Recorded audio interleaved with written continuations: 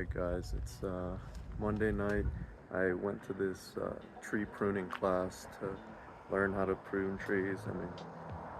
It was kind of random. It popped up on the Facebook page as an event, and I just decided to go and take it. But I'm glad I did, because check this out. They had a raffle, and I won a freaking apple tree. Hooray! Heck yeah. I'm so excited. It's a Fuji apple tree. So,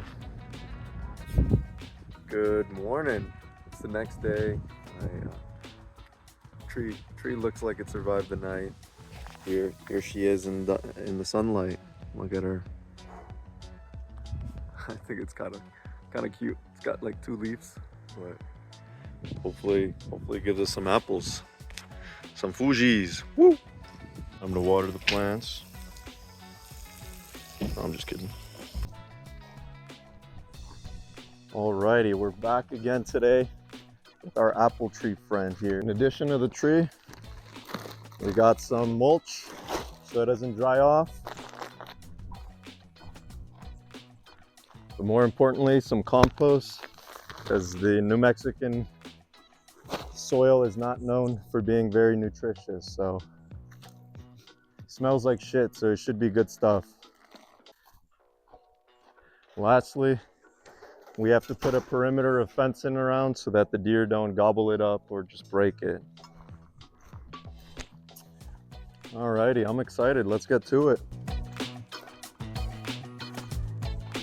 So we got the supplies. The next thing is to find a suitable habitat for our new tree friend. As much as I would like to put it in the front yard, it'd be complex because a lot of the utility lines pass under this, so we don't want future issues. Plus, this flat ground will make perfect for garden beds down the line, or maybe some berry bushes along the back. So instead, we can move to the backyard, where yes, we find some slopes, but if you see here, the grass is really green, most likely due to the shade provided by these trees.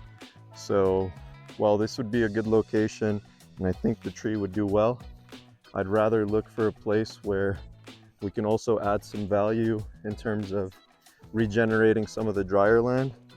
If you could see here, I know it's hard to tell, but this greenery is really impressive for New Mexico. And as you can kind of see, there's a line, if we draw it here, where the greenery starts to become a bit more dull. Let's see if the camera picks this up. You see that? Really green, whereas that is really dull.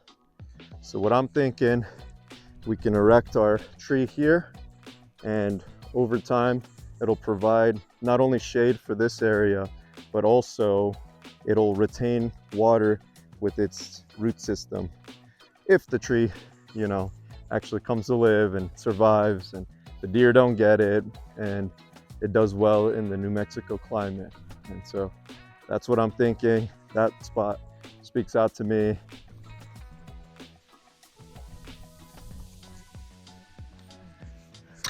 X marks the spot. Let's get to it. I already know I'm gonna hit a lot of rocks here, so hopefully,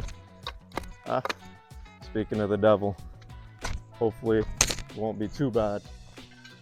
And so we're disrupting the soil a little bit right now, but if all goes well, these plant friends will be thanking me in the near future.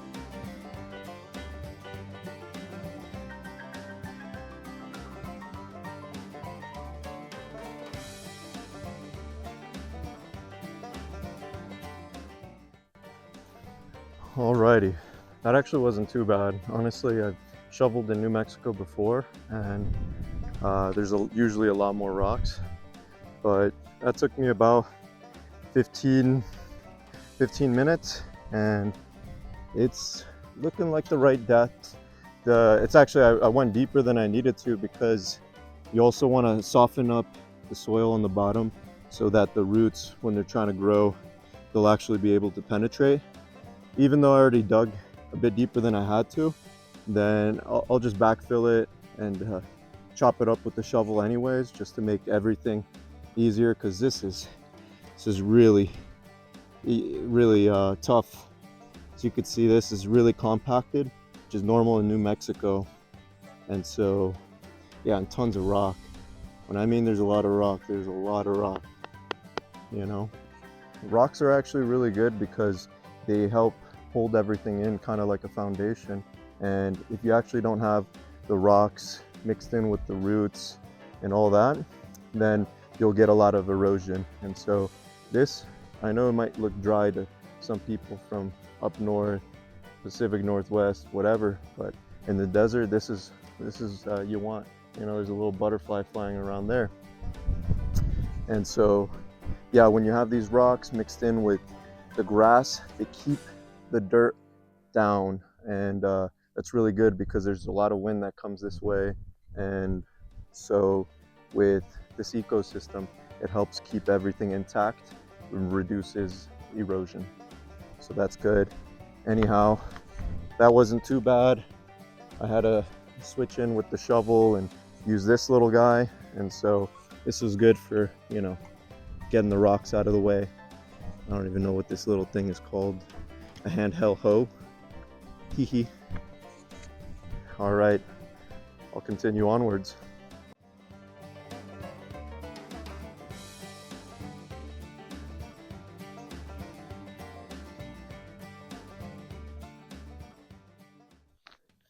Alrighty, now that we got that dug up almost how we want it, there's a couple things to keep in mind. One, I have to find the root ball, and so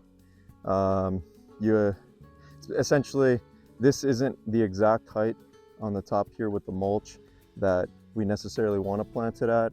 We should find the root ball, and that should be the basis of where it should be flush with the existing soil and terrain. Second thing, as you can see, this looks like soil from Mars, and so we want to add a little bit of vitality to it, and so that's where this compost comes into play. But we also don't want to overdo it and cause too much change with the fruit tree. And also, I read online that if you add too much good soil and compost, it actually discourages the tree from rooting into the native soil and acclimating to, you know, the resources that are in here. After the tree's been established, of course, we can come back and add compost on top, fertilize, all the, you know, the full 9 yards.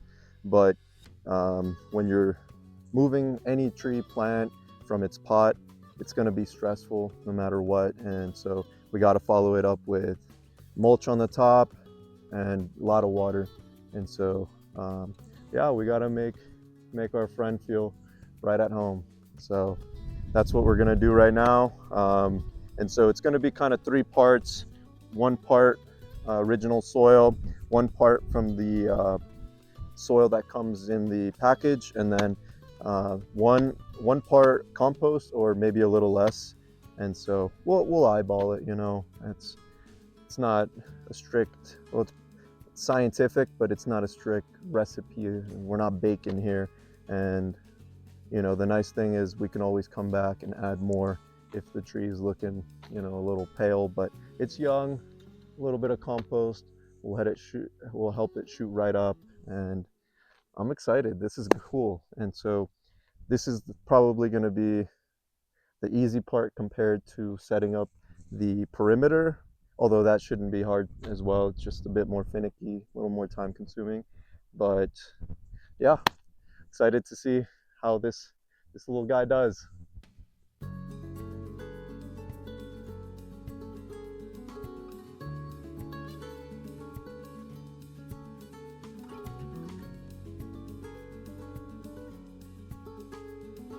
It's always an interesting unboxing when you take something out of a pot. It's nothing bad, but it was time. It was time to move. I mean, maybe it's a little bad actually. I mean, I just have seen a lot worse. So as you can see, they're not, you know, strangling each other, which is good. And I actually ended up taking about 2 inches from the top to actually find that root flare, and some of the roots have started to grow up. I think I'm gonna leave them there.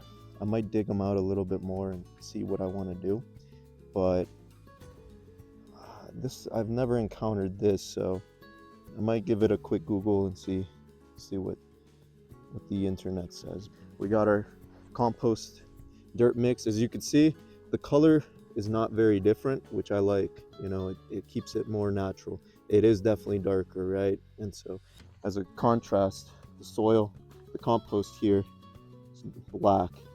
It looks a little lighter because it's not saturated, but yeah, we're doing well. Actually, I should calm back. I will tease the sides a little bit so that we promote some better growth, and yeah, hopefully this turns out well.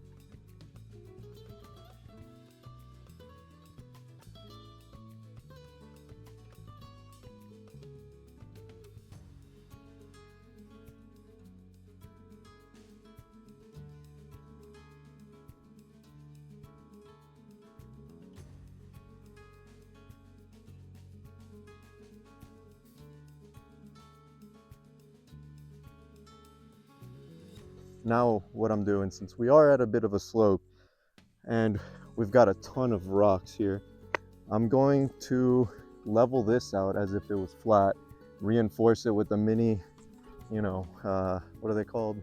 Retaining walls, if you will. And so once I set these, I'll water it, add dirt, and then monitor and make sure it's not falling over too much with the watering. And that way we'll have a platform where the water can penetrate down and not slide away from the plant. And so that, with the mulch, the rocks, should be getting as much water as it needs. It's bending over a little bit. I'm not too worried about that because the tree will self-adjust. But yeah, so I'm going to continue with the retaining wall and then come in with the mulch it down, give it a watering, and then take a small break, and then come in with I have 3 rebar stakes, and then I'll fence it in. So right on. Alrighty guys, this is how my little makeshift retaining wall turned out. Oh my god! I'm pretty content with it. Looks really neat. And what I did go more narrow than I wanted to, but this would have required more dirt. I might go back and do it over another time. Who am I kidding? That's not going to get done. Ideally, what we would love is for things like this to continue growing so that the roots anchor everything down instead of these rocks. As you can see, they're flimsy. I did push some of them in a bit more, especially the big ones, so that they'll stop most of the sagging. But I'm really excited to see how this turns out with the mulch and then the fencing.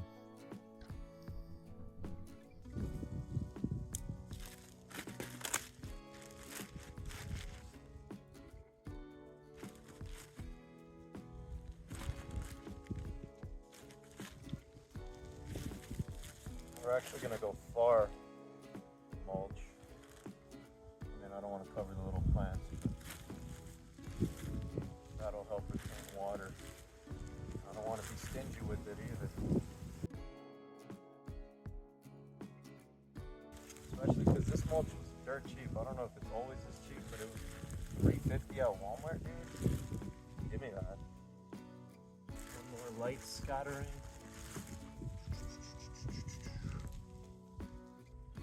We'll cover our beautiful rock art a little bit, but it'll be good.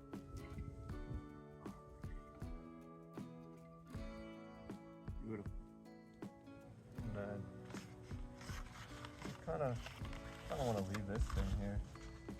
So this is also important to get rid of the stability stick it comes with, because the wind is actually, it's good for the tree to sway so that it gets stronger. If it has this bamboo, it'll never learn how to grow up. You know, it'll be a spoiled brat.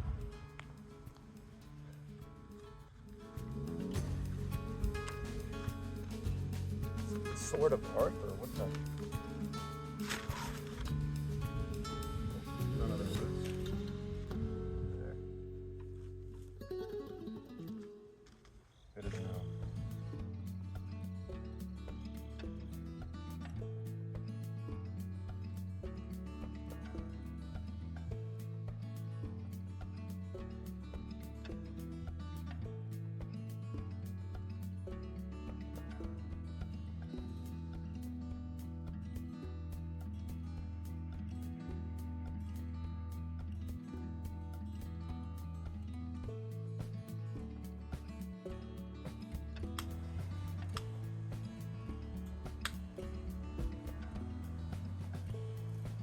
Oh shoot, watch out! Yeah.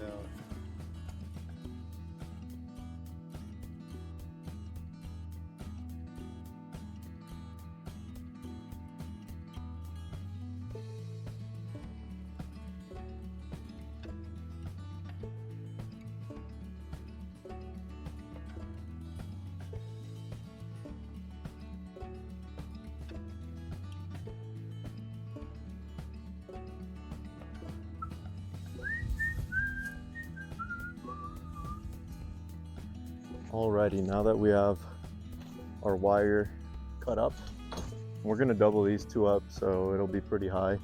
Now it's time to attach it. That's where this rebar wire comes in. I think that's what it's called. This has been my best friend on so many farms. It's so good for fence repair, for this and that. So I don't think you can farm without this stuff. It's good stuff. And I mean, the nice part is it's metal, so even in the hot sun, you know, if you use like zip ties, they'll decay. Even if they're UV resistant in New Mexico sun, they'll only last a year max, you know, from my experience at least. And you can use twine too, but then it starts disintegrating. This will rust, but it'll last you a good bit. And I'll introduce Larry in a little bit, but there he is working away. Look at him. Alrighty, so we got our first round done.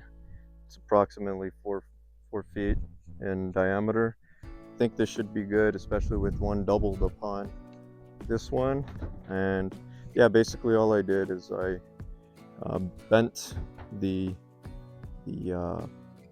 ends of the wire mesh over each other, so that'll secure it. But then I still went and reinforced it with that black rebar wire, and that should keep it very snug. This little weak point, I'm going to want to stake it down here so that it's not going in like a heart. And I didn't realize how flimsy this stuff was, so I'll want to go and buy some more stakes so that instead of just 3, I might just double it to 6 and maybe extend them, because they're only 4 feet tall, so they'll sink in about a foot. So I'll probably want to extend those with some wood to support the second layer. But now I just need the second one. Whoa. If I was a tree, I'd feel pretty protected. I'm thinking, oh my God, okay, you're done. That's all you need. Yeah. Wow, that already looks so much better. Alrighty, we finished just at sunset. So you can see over there. And it took me a good bit to get all this done, but it's a one day, probably a half day project if you're really pushing and you get lucky that, you know, the soil isn't too tough. But check out what we have. I know it's leaning a little bit, but I will try to beef it up. And so right now it doesn't have any leaves on it, so hopefully it's not yet very appetizing to the deer. But I went back and got some more steaks for $3, you know, each. I thought it was a no-brainer, but upon further inspection, do I think it'll deter deers? Yes. Do I think it'll stop them? No. Usually you get really heavy duty fencing and you put it around it, but even just 50 feet of this 4-foot, I think it's called welded wire, runs you about $60. So I didn't really want to splurge on that, but maybe it's worth it. But it's all part of the journey and the discovery and seeing how it works. And so yeah, I'm pleased with it. I'm happy about how the bottom turned out. Looks cool. I got to give it another watering and then we'll see what happens. So yeah, I'm glad I went to that pruning class. It kind of jump-started my little garden here in the backyard. And so there's a lot of real estate to be had. Tune in to see what else we got going on. Alrighty.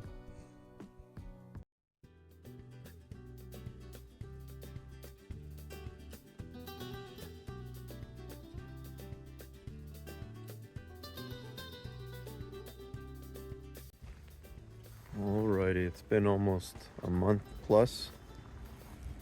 Let's see how the tree's doing. As you can see, there's a lot of greenery just around here that came up because of the waterings. So that's pretty neat to see. Our retaining wall is doing its job. Of course, there's a little bit of mulch that went away. I probably should cut that off. Take a look at her, isn't she beautiful? Wow. Look at that beautiful flower.